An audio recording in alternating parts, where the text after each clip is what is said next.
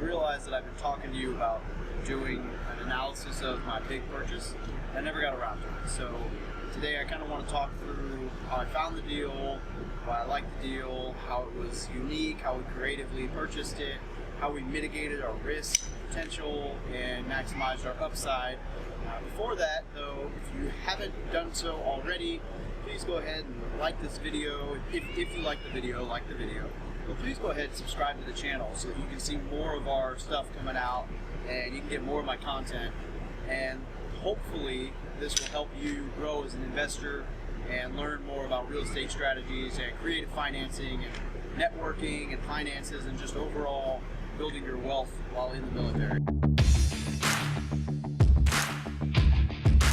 Okay, so the first thing that I wanted to touch on is how I found the deal. And that is my agent, who's awesome. I'm not giving you your info. Just kidding. If you want her info, let me know. If you invest in the Missouri area, I'll look you up. My agent brought it to my attention. It was an off-market deal on Craigslist. She saw it. I don't know if someone brought it to her or she just found it. She hit me up, looked through it. It seemed like an okay deal, so we started asking questions to the seller.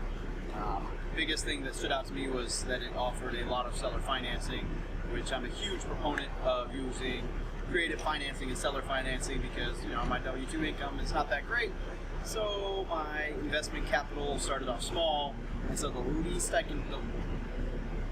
less I can put in from that to build the deal, you know, the better, the higher cash-on-cash return, or the faster I can scale my business. Obviously being careful not to over-leverage, but that's a whole nother lesson. The guy wanted $3.3 million. He got it for 2.795. So the building was a steakhouse. It was built in 1996. It was a huge steakhouse, like tenants lived, or cooks lived below, 3 kitchens, just monsters. Apparently it was the place to be, and it had like a wait list for, you know, days. The guy died. The building sat vacant for like 13 years because people couldn't manage it. And so this guy came along and bought it, most likely totally vacant, so he probably got it for a killing. And then he started renovating it and renting it out. We got residential tenants. We've got 20 residential units, about to be 25 when I'm done with construction. And then a bunch of commercial mixed-use properties. So there's a call center, there's a murder mystery theater, there's a a family string instruments like violin and cello and all that stuff. They have like a theater, and there's an escape room, there's a wedding venue, there's a restaurant coming in, there's a place for a coffee shop. There's also an area for us to do like the individual offices that we cubicle out and rent out with good Wi-Fi. And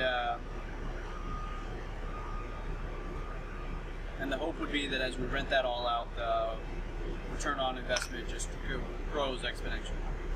So we made the offer price. We probably purchased it a little overpriced because as we started going through the pro forma, the net operating income that was advertised was not accurate, which is something you got to watch out for. And we called to renegotiate a bunch of stuff, but I got the seller to personally guarantee the notes for a lot of those leases. So a lot of them are going to start in March, and he personally guaranteed that he would pay out of pocket for 12 months for some of the leases, 18 months for the other leases. So I figured it was worth the risk, because if I can make it happen for the first few months on a tight budget, then I'm guaranteed that income from the seller because he's still tied to the property as a lease option. We'll get into that in a minute. We were originally going to do a lot of seller financing and private money. That didn't happen. And there's a whole video on me almost getting scammed out of a hard money loan. So go check that out if you don't want to lose 30 grand like I almost did. Better safe than sorry. And then we ultimately renegotiated. He wanted $200,000 down for a lease option contract. We had $150,000. We brought the $150,000, me and my partner. He brought 2/3 of that, and then I'm doing a lot of the operations and property management and day-to-day hiring and firing. In fact, I get to fire my first person tomorrow. By the time you see this, it'll already be done. Maybe I'll have a whole video about my first experience firing somebody. So we figured we'll work out all the kinks and make everything happen. So we purchased it with a $14,000 for the monthly net operating income. Then it's about 94.8% that we have to pay off, seller financed. Technically, it's just principal pay down, lease option pay down. I have 4% interest though with a 5-year balloon. And so that's awesome. I mean, you're never going to get rates like that on anything, anywhere.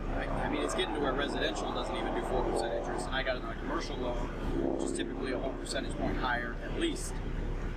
Better terms, flexibility, awesome seller who's super motivated to sell because he's moving his money to I can't really discuss it, but just an awesome opportunity, just going to be super cool.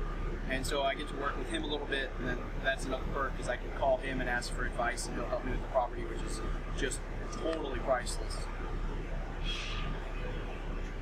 So we got it under wraps. We paid $150,000 down. We got the seller financing. We pay it back. When March hits, we should be up to about 20. When March, it's about to move. When March hits, we should be at about $22,000 net operating income. And then we've still got a little bit of room to grow, so there's a couple other places to rent out that should bring us up to about anywhere from $25,000 to $35,000. So realistically, we have a couple different exit strategies. We could 3 to 5 years down the road, we could purchase, refinance, completely out of the deal, maintain control of the asset, and it should cash flow $5,000 to $10,000 a month. Another option would be that once we get it up to full value, it should be worth $4.5 to $5 million. We could sell it and get the difference. We could completely purchase it and not refinance and just keep going with our normal payments for a while. Or ultimately, if they legalize gambling in Branson, Missouri, it looks kind of like a casino, so it might be a great fit for MGM. You know, that's a dream come true, right? Some things I've noticed since I bought this property. One, people are a lot of your headaches. So I've actually had a lot of drama with a property.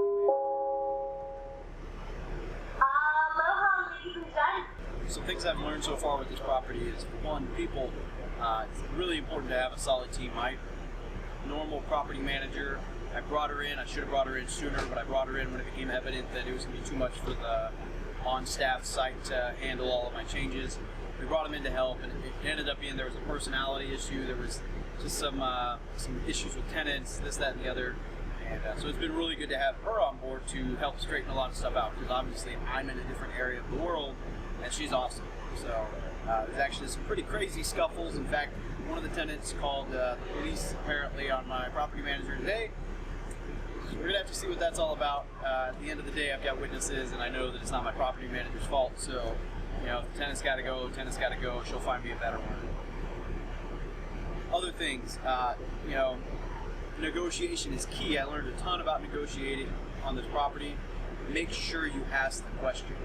Had I not asked, hey, I'm not going to be able to do our original planned closing.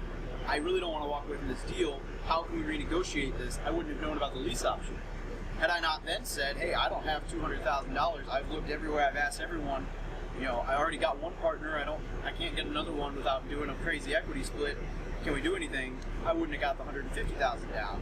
You know, so there's a lot of different things that I was able to ask and negotiate. But at the same time, I gave concessions. There are some other things that I'm going to have to pay back. So just make sure that you're learning about negotiation, because that skill will be priceless to you in life. Some other things that I'm learning currently is, holy smokes, I basically got myself a business and a job rather than just passive income property. So normal apartments are probably a little bit easier. My 10-plex was super easy, duplex was super easy, but you know, economies of scale. So my duplex was $81,000, makes me $300 a month. This was $2.8 million. It might end up making me 10 grand a month. So, you know, obviously you would expect this one to have more headaches. Just make sure you're prepared to handle them and weather the storm. And I can't emphasize enough, have a good team in place. Have some people that you can ask questions. So I can ask the seller questions because he's very familiar with the building. He still technically holds the deed, so it's in his best interest to keep an eye on the property. And I've got a lot of other high-powered friends that are much better investors than I. And if nothing else, you can always turn to Bigger Pockets and become a Bigger Pockets Pro member. Check out the forum and ask questions and network and talk to people. I mean, there's Brandon Turner, there's David Green, there's Chad Carson, there's Ryan Murdoch, there's Corey Nimoto, there's Lane Kawaka, there's, you can't even, I mean, there's so many people out there. And these are the guys that I know in my little bubble. And these guys are all around my age. Imagine the guys who are 45, 55, 60, who've been developing and syndicating and just everything, and they know the game inside and out. Before the internet came out, they learned everything the hard way. Talk about street cred. Find some of those guys and ask them questions. Even if it means that you got to give them some equity or some time or pay them or whatever, like get around some positive influencers and grow. Okay, so the moment that you've all been waiting for, how did I make it to where I could buy a $2.8 million property and not have to worry about foreclosure? The beauty here is the lease option. Because it's a lease option contract, if we just completely bust on this, all we lose is our money. Now, don't get me wrong, $150,000 is a lot of money, and it would not be a happy day for me or my partner if we lost that. In the grand scheme of things, losing $150,000, but not getting foreclosed on, not filing bankruptcy, not getting told that I can't take out a loan for 7 years. I mean, the ramifications of having a foreclosure on your record are terrible. This doesn't even I don't even have to worry about that. This whole thing didn't even go on my credit. There's no credit check with my name on it for this property. Another awesome point to this is with that minimal loss, which is just money. And honestly, if I lose 50 grand or 150 grand or whatever, and that's paying for an education rate of $50,000, there are seminars out there that charge that much just for your coaching, and you don't get a building to play with. So, pretty cool deal. The other thing is, if everything with this building goes right, we have the potential to net $1 to $2 million when we sell, assuming there's no casino that jumps in and wants to buy it for like an outrageous price, and that'd be even better. If you're MGM, give me a call. Let's make this happen. The other benefit, though, is the cash flow and the knowledge. I mean, this thing, it's going to cash flow. It's going to make a profit when it sells, and I'm going to learn a ton. So this is way out of my comfort zone, but it's awesome. I figured the final deciding factor between whether we purchased or did not purchase was that if it goes way wrong, it's going to make an awesome story, and if it goes way right, it's going to make an even better story. So no matter what, we're going to get a great story out of it, a ton of learning. Don't be afraid to take those risks, those calculated risks. Step out of your comfort zone, grow and learn, become a better investor, guys. That's all I got for right now. If you guys got questions about the deal, hit me up down below. I'd love to keep you guys updated and see how everything's going.